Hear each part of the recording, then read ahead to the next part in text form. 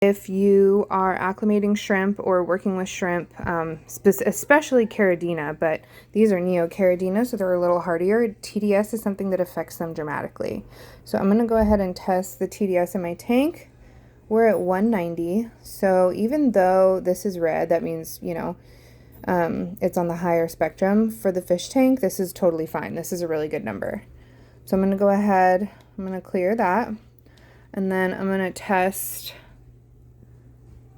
the water that the shrimp came in, and we're at 172. So that's not a huge difference in range. Now this is a newer tank, so that's why the TDS is so low. Now if you have a more established tank, you've been using tap water for refills and top offs over time, and you're adding shrimp, you definitely want to be testing your TDS, and that's why a lot of people say drip acclimation is best. At this point, we do have very similar pH levels in the water. We have very similar TDS. We're only off by about, less than 20.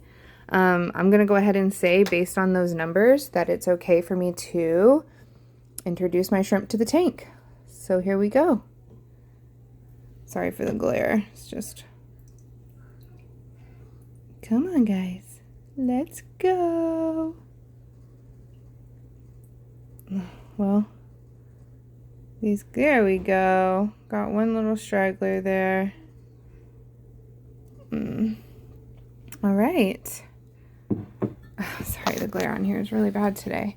They're all going to go ahead and hide, but in this tank with them, we've got some fire ant tetras and a breeding pair of scarlet badices. We have some snails, and they were added last as part of our cleanup crew in here.